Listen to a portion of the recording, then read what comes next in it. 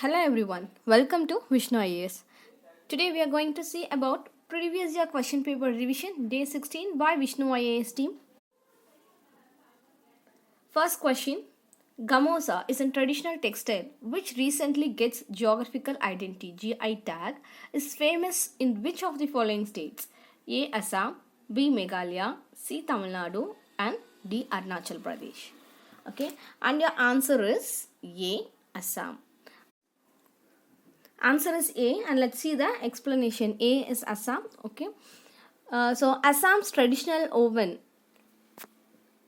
textile is gamosa. Okay, so Assam's traditional woven gamosa, it has a distinctive red border and floral motifs, and also a semi-glutinous winter rice variety called chokua. Both have earned the geographical indication recognition because for their uniqueness of geographical origin, so that they get the legal protection in order to prevent for the unauthorized usage. Okay, so Assam's traditional woven gamosa, it has a red border and floral motifs. In the next slide I will show you the picture of gamosa also. So the Muga silk, it is the first product from the Assam state to get the GI tag in 2007, and in 2015 the pungent curry Anglong ginger and the juicy Tezpur lychee, they got the GI recognition. And the GI registry journal, they described the gamosa. Okay, it is a handloom product.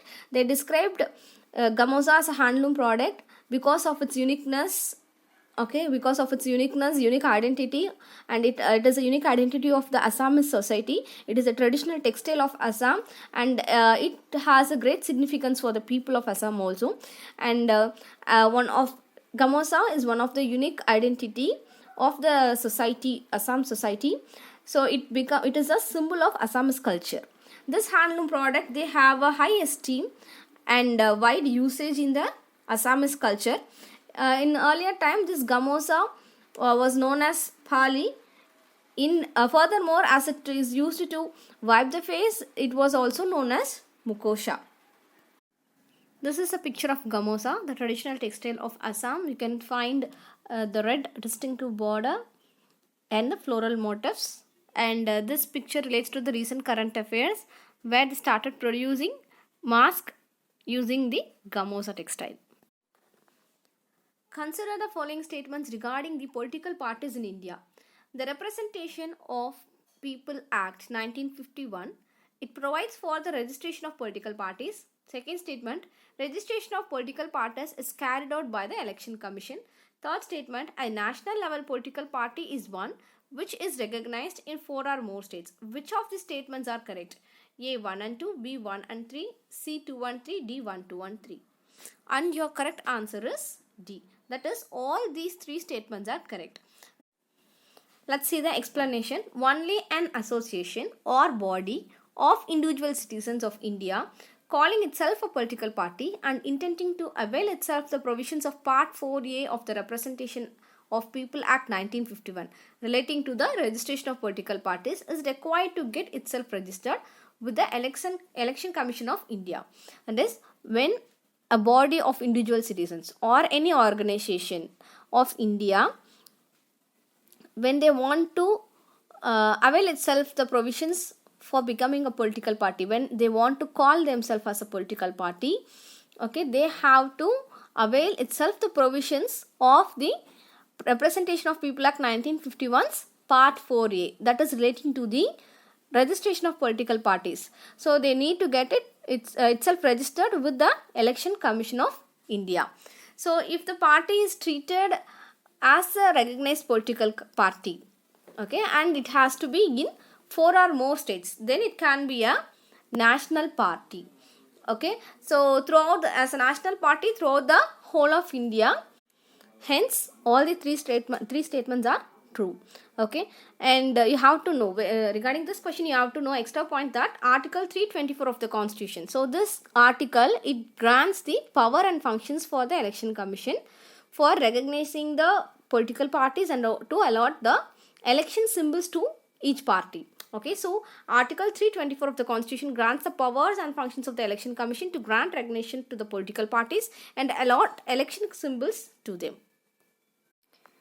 Third question, the primary function of the Finance Commission in India is to distribution of revenue between the center and states, preparation of the annual budget, advise the president on financial matters, allocate funds to various ministries of union and state governments. Okay, which is the primary function of the Finance Commission in India? And your answer is A. That is distribution of revenue between central and state. It is the primary function of the Finance Commission in India. So the primary function of Finance Commission in India is to act as an instrument to divide the proceeds of divisible taxes.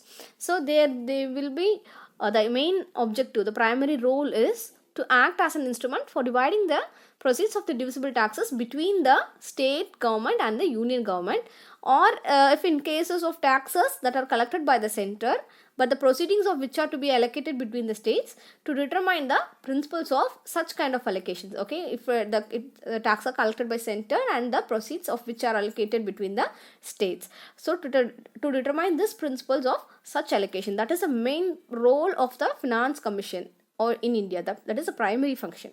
Okay, so according to this, you have to, according to the question, you understand the answer now, but you have to know this point also, that is Article 283 of the Constitution. So this Article 280, this speaks about the functions of the Finance Commission. So according to that, it states the duty of the commission to make the recommendations to the president. They can make the recommendations to the president to distribute between the union and the states of the net proceeds of taxes. Okay, it may be divided between them or it may not. Okay, so which are to be or may be divided between them, and the allocations among the states of the respective shares of such proceeds. Okay, so Article 280 of the Constitution, it speaks about the functions of the Finance Commission. It states that it shall be the duty of the Commission to make the recommendations to the President as to the distribution between the Union and states of the net proceeds of taxes. Okay, so the duty of the Commission, that is, they can recommend the President on the distribution of taxes. Okay, which are to be or may be divided between them, and then allocation among the states of the respective shares of such proceeds. Next is question number 4, which is very easy. Which of the following statements is or are correct with respect to the state of forest report? According to the state of forest report, which is correct? The country's forest cover has increased. The forest cover within the recorded forest area has decreased. Okay, so and the options are A 1 only, B 2 only, C both 1 and 2, and D neither 1 nor 2. And your answer is C both 1 and 2. Both these statements are correct. Let's see the explanation in detail. Okay, actually the country's forest cover has been increased, okay, about 0.12%, and the forest cover within the recorded forest area, that is the area officially it is declared as forest, okay, as it is classified by the states or the center as the forest. Okay, so that area is called as a recorded forest area. So the recorded forest area cover has been decreased. So both the statements are correct. Okay, so the country's forest cover has increased by 3,976 square kilometers. This marks an increase of 0.12%. The forest cover within the recorded forest area, that is area officially classified by the states or centers as forest, showed a 330 square kilometer decrease. Okay, so the recorded forest area has been decreased, but the overall country's forest cover has been increased by 0.12%. Okay, but forest outside such recorded area has increased by 4,306 square kilometer. Okay. Next is question number 5. According to the National Human Rights Commission Act 1993, who amongst the following can be its chairman? Okay, who can be the chairman of National Human Rights Commission? Okay, so that is the question. So according to the National Human Rights Commission Act 1993. And your options are any serving judge of Supreme Court, B, any serving judge of High Court, a retired Chief Justice of India, a retired Chief Justice of High Court. Okay, the options look little similar, right? So you have to be little careful. And your answer is actually C. That is, a retired Chief Justice of India is the correct answer. Let's see the explanation. Okay, answer is C. That is, the National Human Rights Commission, NHRC. It is actually a statutory body. It is established under the Protection of Human Rights Act 1993. Okay, so what is the aim of this NHRC is, it is a watchdog of the human rights in the country. Okay, and it was established to, the main aim, what is the purpose of establishing this NHRC is mainly to strengthen the institutional arrangements through which the human rights issues could be addressed in their entirety in a more focused manner. Okay, so that is to strengthen the institutional arrangements so that the human rights issues can be addressed, okay, in a focused manner. So that is the first thing. Second is to look into allegations of excesses independently of the government in a manner that would underline the government's commitment to protect human rights. So in simple words, that is it focuses on how the government is working towards safeguarding the human rights of the country, okay, to be in very simple words.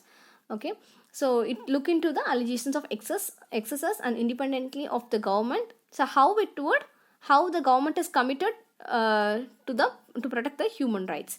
That is the second point. Third point is to complement and strengthen the efforts that have already been made to protect the human rights.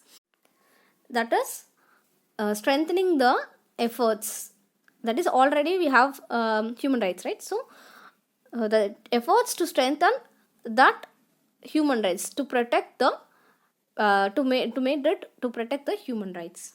So to know more about it, so according to the recent Protection of Human Rights Amendment Act of 2019, so this you should know about Human Rights, Protection of Human Rights Amendment Act of 2019.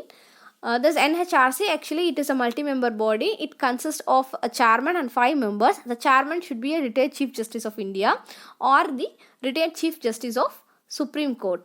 That a member should be serving or retired judge of Supreme Court, or a member or retired Chief Justice of High Court, and 3 persons having knowledge or practical experience with respect to the human rights. So among these 3 persons, at least one person shall be a woman. So in addition to these full-time members, the commission also can have 7 ex-officer members. Okay, so that is also there. The NHRC is a statutory body established under the Protection of Human Rights Act 1993. So according to the recent Protection of Human Rights Amendment Act 2019, the chairman to be he has to be a Chief Justice of India or retired judge of Supreme Court. Okay, so that is the correct answer. Let's see 6th question. Shahri Samruddhi Utsav and Spark Awards are associated with which of the following schemes? Okay, SSU and Spark Awards is associated with what? Swachh Bharat Abhiyan, Beti Bachao Beti Padhao, Swadesh Darshan scheme, Deen Dayal Antyodaya Yojana, and NULM. Okay, so what is the answer? Answer is D, that is Deen Dayal Antyodaya Yojana, NULM. This Shahri Samruddhi Utsav, it is promoted by the Ministry of Housing and Urban Affairs. What is this? Actually, it is a platform of making the more significant out of the ordinary impact in the lives of beneficiaries. Okay, under the Deen Dayal Antyodaya Yojana, NULM. Okay, so it's a systematic, progressive, analytical, real-time ranking that is called SPARK. Okay, it's about systematic, progressive, analytical, real-time ranking, which is called as SPARK Awards 2018 to 19. It will be presented to the winning states for what? For the excellent performance in the implementation of this Deen Dayal Antyodaya Yojana during the year 2018 to 19. So answer is G.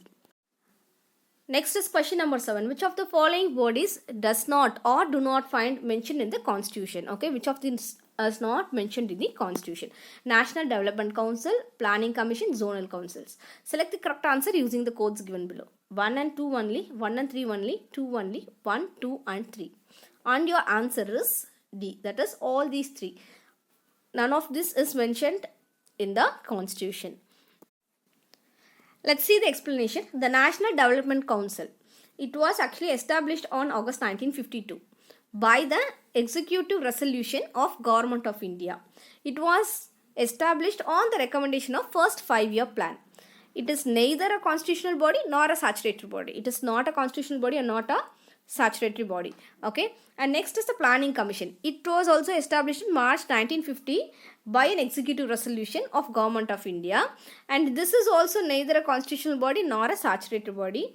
In India, it was a supreme organ of planning, okay, for social and economic development. So it is the zonal councils are the statutory and not the constitutional body. Okay, now here if you see National Development Council, it is not constitutional body, not statutory body. Same way, Planning Commission is not statutory body, not constitutional body, but Planning Commission is the supreme organ of planning, social and economic development.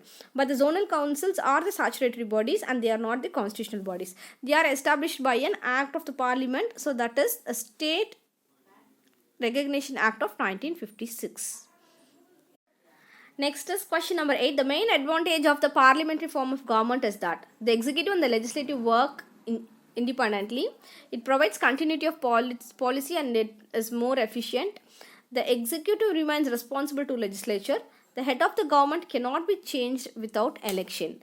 Okay, so which is the main advantage of the parliamentary form of government? And your answer is C. That is, the executive remains responsible to the legislature. Let's see the explanation.